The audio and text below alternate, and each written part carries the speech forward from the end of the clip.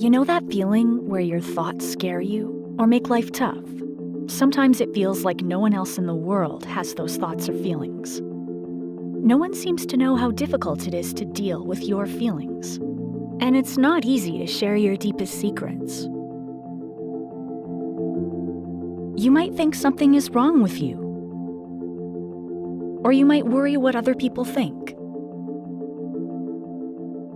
And all of that makes your thoughts and feelings worse. Our culture has created this environment of shame. Until the 1960s, society sent people away if they had challenges managing their thoughts, emotions, and behaviors. Over time, we learned that we didn't have to be afraid. We learned how to help people get better. We became hopeful. But there are remnants of those images in our culture today, which is why some people still feel uncomfortable talking about it. The stigma has taken new forms too.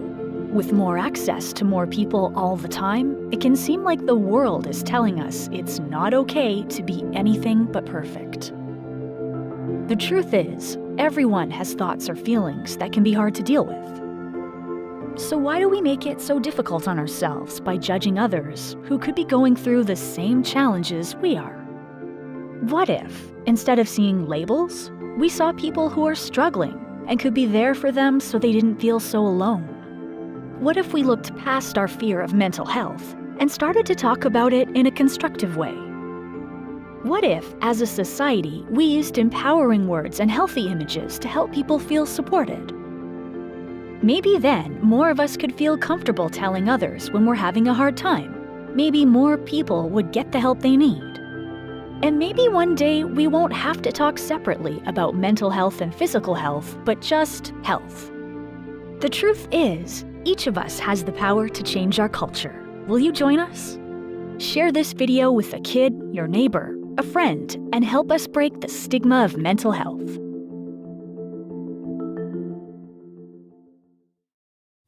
Welcome, and thank you for taking time to join me regarding a topic near and dear to my heart, mental health.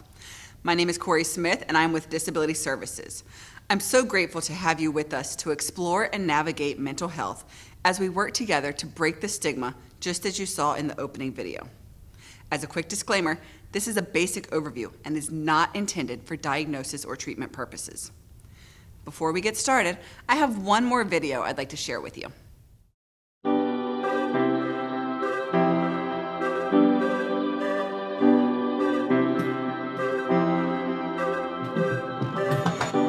You can't tell how someone feels just by looking at them or what they share online. To the outside world, our lives may look perfect, even if in reality they aren't. I'm always worrying about doing well at school, and with the end of year test coming up, I'm not sure how much longer I can cope. My thoughts swarm around my head, sometimes keeping me up all night. Some days it's just all too much, and I feel like I'm lost in space. When I did badly on one of my tests, I just about kept it together until I got home. Then I broke down crying in front of my mum. She listened for a bit, and then she told me that, just like physical health, we all have mental health. It's our feelings, our thinking, our emotions, and our moods. She then said that feeling down, angry, and stressed is a normal part of life, just like it's normal to feel happy, confident, and carefree sometimes. We all have positive and negative emotions that come and go based on what's happening around us. These are everyday feelings. Good mental health means experiencing negative emotions. It's not always about being happy. Mum can relate to the feelings of stress. So when Mum suggested I take a break from everything and do something I enjoy, I actually took her advice. So I made myself a hot chocolate, snuggled up in a duvet and watched a film. And you know what? Afterwards I felt so much better. Mum should take her own advice. Most of us only ever share the good things. We don't like to share how we really feel. Every morning when I wake up, negative thoughts stream through my head. Getting out of bed and pretending I'm okay takes all the energy I have. As the day goes on, the negative thoughts turn from a stream into a river. The water rushes through my head so loudly it's hard to concentrate in lessons. And some days it's so bad it feels like a waterfall that's trying to pull me over the edge. Everything is so overwhelming. I didn't think my friends would understand if I told them how down I was feeling. But when Sasha opened up to me about how stressed she was feeling, I told her. I wasn't sure how to bring up how I'd been feeling, so I started by saying that I didn't feel like myself. Just her listening made me feel like she understood. She told me some things that had helped her, so I tried them too, but it didn't make much of a difference. Even when I tried to be around my friends, I felt alone. The things I used to enjoy weren't fun anymore. I was really worried about Andre and not sure what to do. He was quiet and wasn't hanging out with us like he used to. So I asked our head of year for some advice. He suggested I get Andre to speak to him since his negative feelings weren't going away. I didn't want to speak to our head of year, but I also didn't want to keep feeling so down, so I went. He said that sometimes we have overwhelming feelings that can be more intense than our everyday feelings. These feelings hang around for a long time and change the way we feel, think, and behave. They can stop us doing what we want to in life. That's what I was going through. He also said that if we're physically unwell, we let people know, we ask for help. It should be no different with mental health. Sometimes our overwhelming feelings are brought on because of things in our life. Sometimes they happen for no reason at all. After hearing this, I felt much less alone and it felt good to talk. Scientists have found exercise can help when you're feeling low, so our head of year encouraged me to sign up to the school football club, which Sasha was already in. I still have days when the river is there, but now I'm beginning to understand my mental health. I'm learning how to cope. Our head of year reminded me that my friends, family, teachers, and lots of others at school are there to help just as much as he is. I had no idea the people around me could be so understanding. And while it's not always easy to talk about my mental health, the person I'm talking to might be able to help. If you don't feel like talking, that's fine. You could try writing, sports, reading, art, music, playing with your pet, whatever makes you feel better. If you're the person someone talks to when they're struggling, just listen with no pressure or judgment. You don't have to have the answer. If you feel unsure about anything, you can speak to a trusted adult. Talking about mental health doesn't have to be difficult. After all, it's something we all have.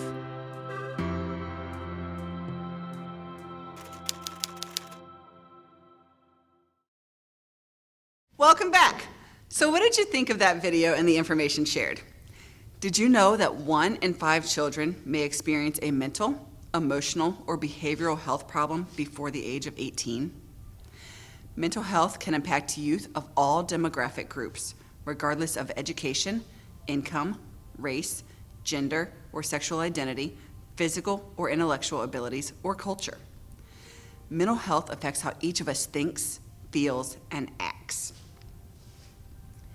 It affects how we feel about ourselves, how we relate to others, and how we handle change, stress, and other life situations.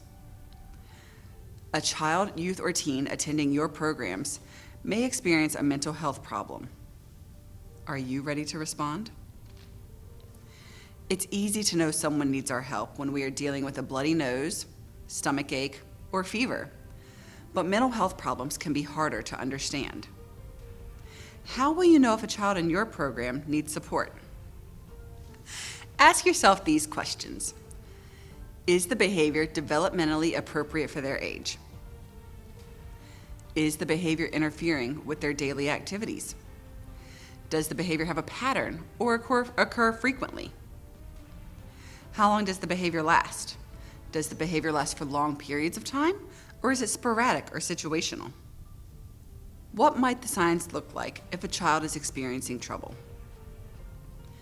Feelings of sadness and hopelessness, extreme fear, anger that persists or occurs most of the time, loss of interest in preferred activities, avoidance of other children and staff, drawing troubling pictures, changes in sleeping and eating.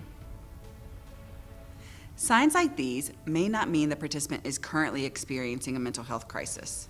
They may be going through a rough time and need some encouragement and support. When this happens, just take the time to be there.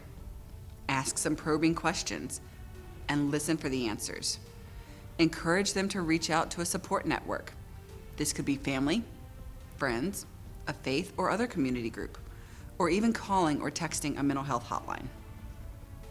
While not every person struggling with mental health is in crisis, there are some signs we must be mindful of and watch for in the participants attending our programs. Signs of a mental health crisis can look like withdrawing into themselves or avoiding others, extreme changes in attitudes or behaviors, making suicidal threats, suicidal attempts, making threats to harm others, or committing acts of violence, giving away their things, engaging in risky behavior, engaging in self-harm activities such as cutting behaviors, or frequently talking about death. I know this is a lot of information, and it can be very overwhelming. So let's discuss ways to support participants within your programs. Here are some things you can do to be better prepared to respond and help when your participants are struggling. You can continue to provide a safe and nurturing program. Be aware and mindful of the stages of child development. Encourage participants to share their feelings. Listen non-judgmentally and give support. Encourage participants' talents and skills. And spend time and build positive relationships with participants. Foster their independence and self-worth. And then seek help when needed. There will be times when a participant won't want to talk around a group setting. You can take them off to the side of the group or into an office. Always keep another staff in proximity so that you're not left completely alone with the participant. The information the participant shares with you is private and shouldn't be shared freely. Of course, safety is our number one priority. Never promise a participant that you won't repeat anything that is shared with you. You may have to make a report to a supervisor and/or park police for the safety of the participant. Despite your best efforts, there is still a chance that at some point during your program, one or more of the participants may experience a mental health crisis. By now, you may be saying to yourself, well, what do I do? Or how do I respond in a crisis situation? When a participant is in mental health crisis, it is your responsibility to activate the MNC PPC Mental Health Action Plan. Let's review the steps of the action plan now.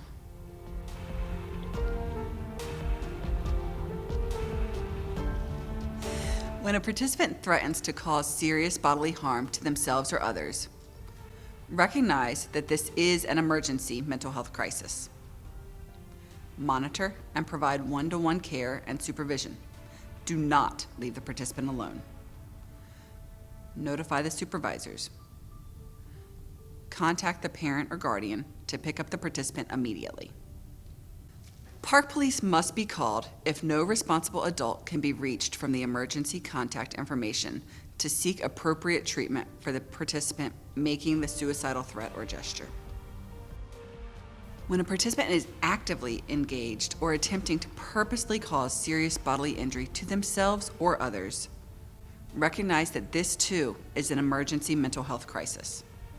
Call 911 or EMS, or from inside a commissioned facility, remember to dial 911.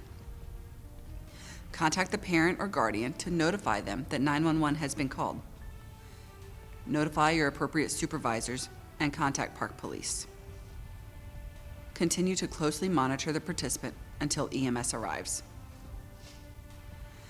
Wow, that's a lot to keep up with and remember in an active situation. Luckily for you, all of these steps are written out in the mental health chapter of your Youth Camp Safety Standards Notebook. Following into any mental health situation that requires activation of the Mental Health Action Plan, 2 or more things need to be done. The first thing that needs to be done is the documentation.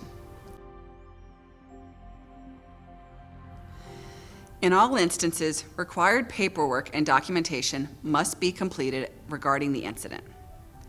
The specific documentation is listed in the Youth Camp Safety Standards Notebook and includes the Maryland Youth Camp Incident Report, Notification of Injury, Illness, Incident Form, the Health Log, if a physical injury results from the incident, and the behavior log. The second thing that needs to happen is a follow-up meeting with the parent or guardian. Following a youth being picked up as the result of a mental health crisis, the Department Youth Camp Safety Standards Coordinator will schedule a follow-up meeting with the parent or guardian prior to the participant's return. This meeting will discuss possible next steps and provide mental health resources for the family. Supporting mental health requires a team approach. Within the department, our team consists of the parent or guardian, the participant, the director of the program, the department's Youth Camp Safety Standards Coordinator or designee, the Youth Camp Health Supervisor, and a career supervisor when requested. In the event the participant has a disability, a representative from Disability Services will also be present.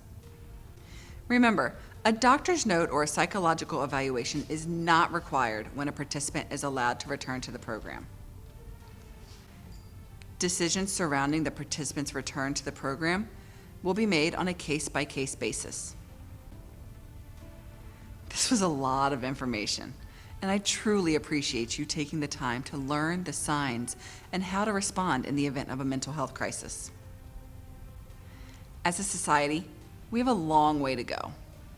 Your commitment to reducing the stigma, raising awareness and acceptance to improve healthy minds and bodies is an important first step. Working together, we can get there and maintain spaces where our children, youth, and teens feel safe and secure. Thank you from the bottom of my heart for all that you do for the participants in our programs.